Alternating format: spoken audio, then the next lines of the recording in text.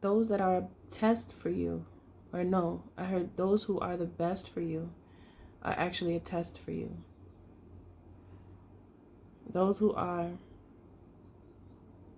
the best for you are actually a test for you. I feel like this is about giving yourself time to get to know a person, you know, for various reasons. I feel to get to know them for who they are, and to see if you resonate with them on a resonant level or not. Some people you'll click with, some people you won't. You know, sometimes it's just like that in life. That's fine. That's okay. It's nothing to really get too angry about. It's just that sometime in life, certain people are not meant to stick around. I almost said stay around. There's some people that are just not meant to stick around. Okay. And then you have those who come into your life and they have this profound effect on you, and you could feel it. You're like, you know what? I'm glad that you're my friend. Like, you know, there's moments in time where you end up meeting people like that. You're like, you know, I'm glad I know you. I'm glad that I know you. I'm glad I met you. Have you ever said that to somebody? Like, I'm glad I met you. I'm glad we met. Regardless of what happens, because there was something that happened within that time that it showed you something that you needed to see at the right time. And any opportunity that we have to improve and grow is always amazing. It's always very special for our soul's growth and our purification process in life. But when you know that you've met someone special and you know that they're special, there's something else about that. It's like when things align, like the stars align, or the planets are in the right spot at the right time, you know. And you may not understand it when it happens, but you know it and you feel it. You can't ignore it. And you just know that this person has a very great significance in your life, but you just can't call it exactly yet. You might feel like you can a little bit, but you still can't really call it completely. But those moments are just very special when you notice, and you know that you notice. It's like your internal alarms go off.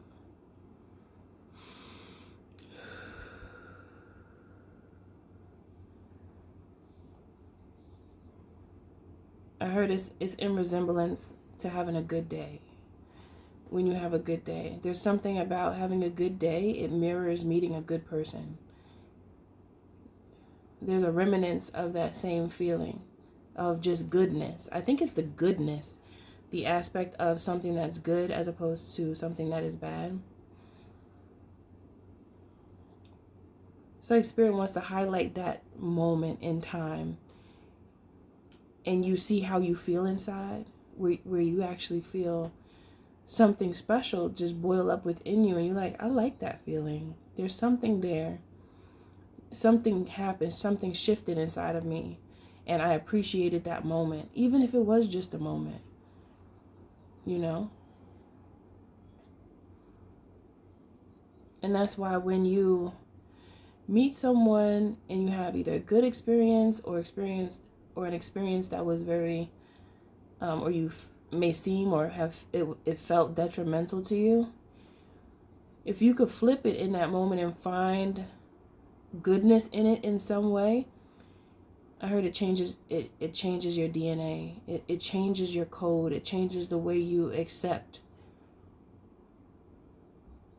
circumstances. It shifts something inside of you. Like the frequency shifts inside of you. So it really depends on how we think of what we're taking in and what we experienced. I always say this, but we do have a choice So it could be the worst thing that happened, but if we find it in ourselves to switch it for our purpose, to change the frequency of that thing, that's transmutation. We have so much control when we do that. Can you think of a time when you were able to do that? When you were able to think of something that was just, when it first happened, it was just horrible and ridiculous. Like, why did that even happen to me? But then you were able to find the lesson in it, find something in it that could be helpful to you. And even if you couldn't, it's just like you just take it and you say, all right, that happened, and I'm not going to allow that to happen again, or I'm not going to put myself in that in that state of being again, to where I can basically saying I could try my best to avoid that, whatever that is. Right?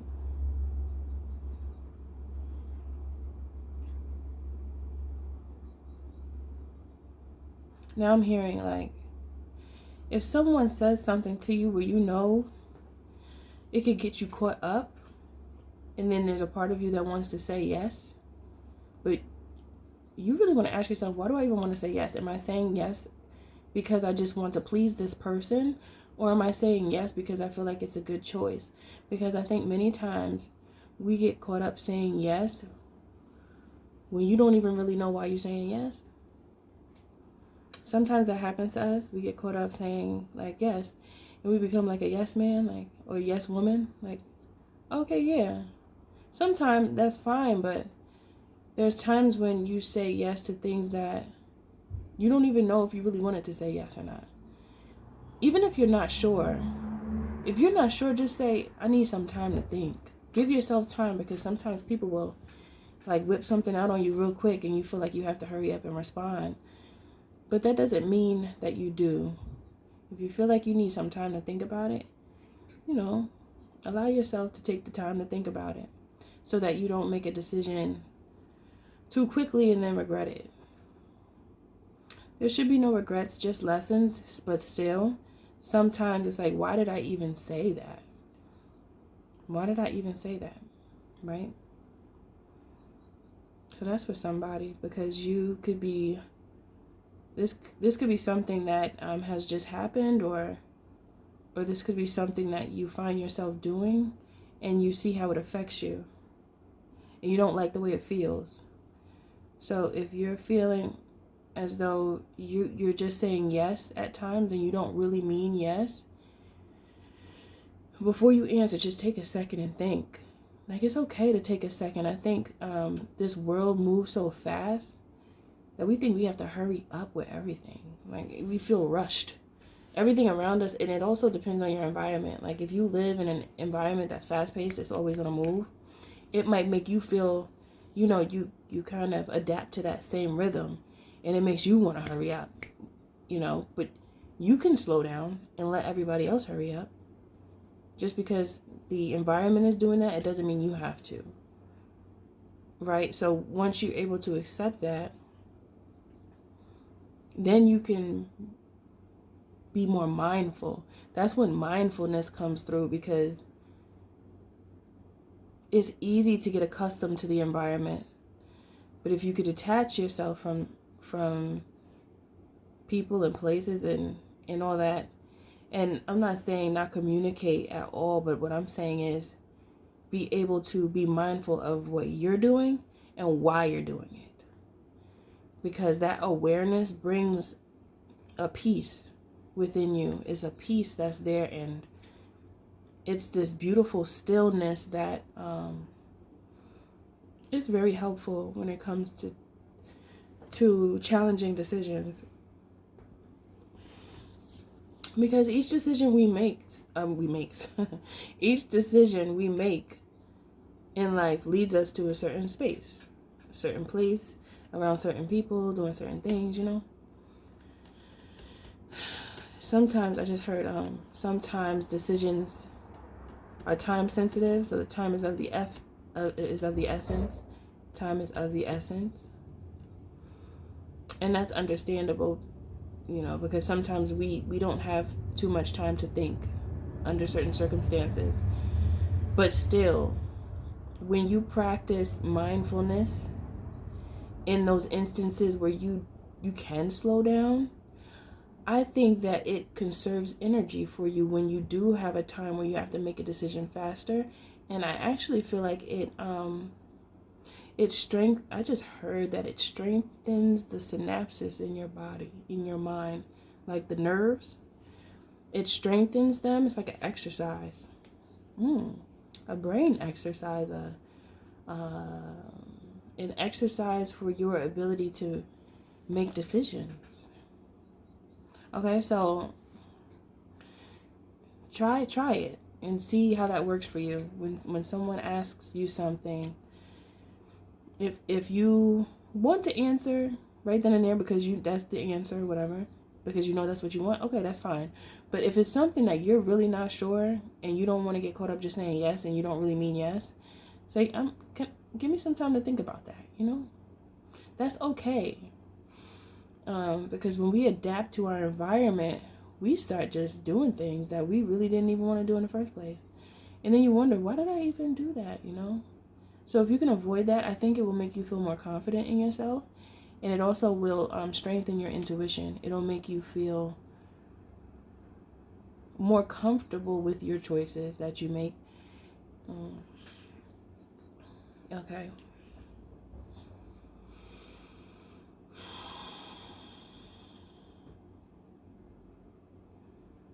That's making me think about the Damien. I posted it in my shorts saying that DMX is the first person that told me about the enemy. And that song had a big impact on me in my younger years. Yeah, you know, he was using a lot of profanity, but even when I was younger, I looked past that because, I mean, it was around me anyway, so it wasn't nothing, you know. I still would choose right from wrong even when I was a child. I would know what was wrong and what was right. So even though I was listening to the words, that didn't mean that I was gonna walk around talking crazy, you know. However, first of all, I like the beat. It sucked me in, like it was very commanding, that beat, and it would put me in a zone, and it still does. It still has the same effect on me. It's just that now I appreciate it more because I understand it more. So,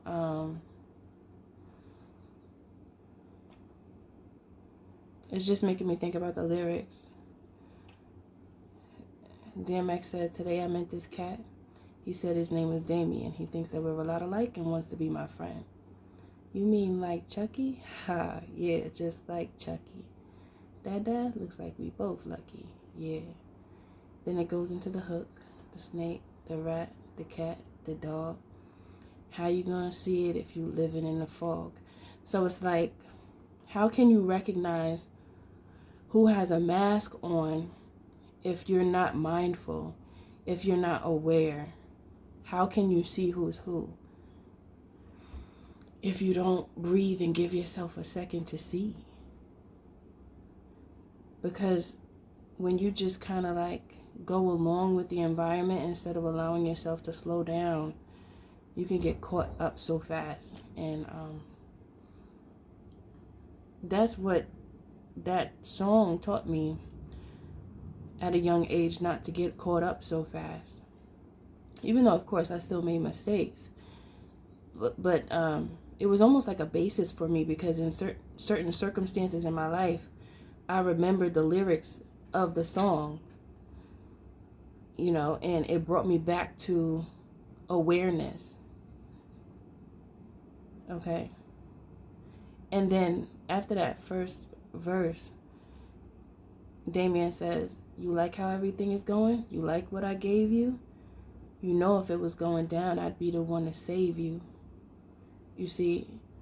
So that just basically says, that's like a representation of someone who, they'll give you something, but they'll have ill intentions in the background.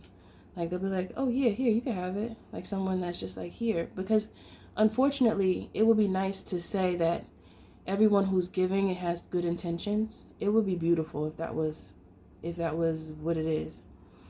That everyone who is giving has good intentions, but that's not necessarily true. And that's something that we learn from other people's experiences as well as our own. And that's also tough to accept, because that's a thought that could actually make you paranoid. But we have to be willing to have experiences to just learn from them. And then once you have those experiences, you'll see red flags. But that part of the song just makes me think about someone who was like, oh yeah, I got you. Like, you know, and then you're like, oh, okay. And it feels good. It feels right, because it could. However, there could be little things that you're just missing just because you feel like someone's being kind to you. You feel like someone's being nice to you. And, but automatically I knew that in the song, Damien wasn't being nice. He was just wanting him to do his bidding for him. He had him like a running man. Like, go do that run for me. And it can get you caught up. But if someone who is already in that lifestyle is told to do something grimy, they're going to do it quick. They're not going to think about it because that's normal for them anyway. Okay? So if you live in that lifestyle of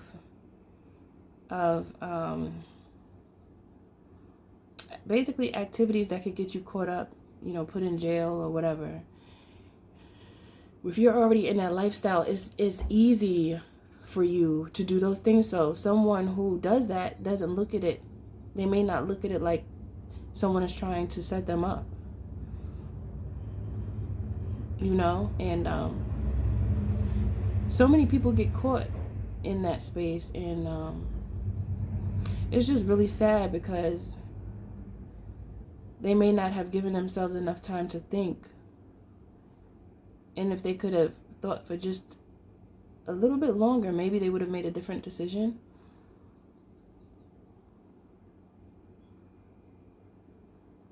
You like how everything's going? You like what I gave you? And someone's like, yeah, you like it, right? Okay. Now I need you to do this. That's not giving from the kindness of your heart. That's giving because it's like, now you're indebted to me. I just heard, watch the gifts you receive, you know, because you might have to pay more than what the gift is worth. I just heard. This is not fear mongering, because it might feel like it, and, you know, I don't want it to feel that way. This is really about mindfulness and awareness, and just allowing yourself to look at things from multiple perspectives, no matter what it is. Allow yourself to see. Allow yourself to just see. And then if something doesn't feel right, or if you know that what is being asked of you can affect you in a negative way, then you want to do your best to make the best decision for yourself in that moment, or, you know, in due time, depending on, you know, how long it's going to take you to respond, or if you respond, or whatever. So Spirit just wants you to try not to be bamboozled out here. And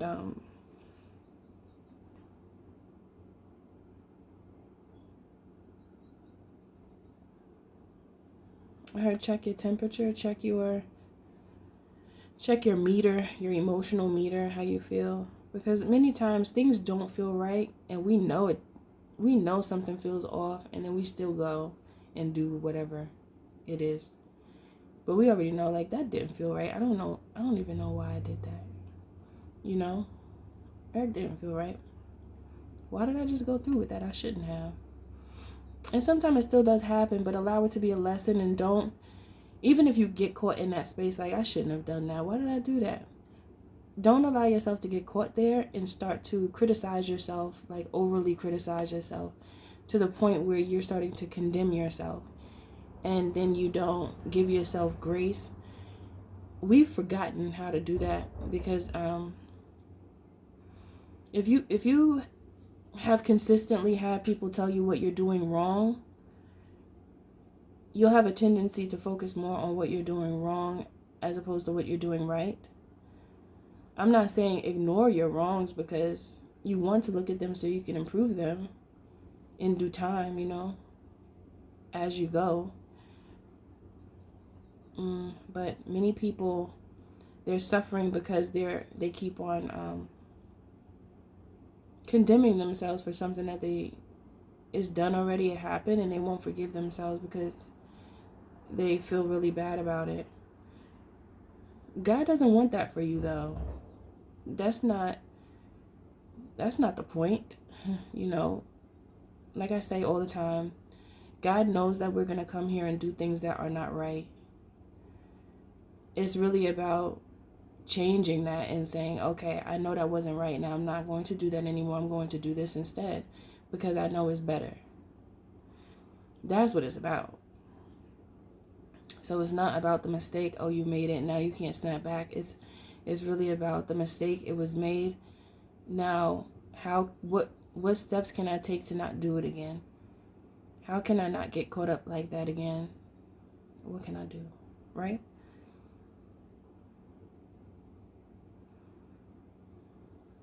And sometimes things happen. Sometimes things don't go right, but that's okay. We can't just stop living because sometimes things go wrong. That's to be expected. It's really about just how you're going to react to it. What are you going to do? And trying your best to not let it consume you is the best thing that you could do for yourself, your future, and those around you that you love, you know? I heard one for all. One for all. Yeah. I think that's the message for this one. I think that's it. Hopefully this message does help you in some way, okay? Everything you do, do it with love. Always remember that the creator is in you and the magic is too, because you're magic. Much love to you. I'll see you in the next video.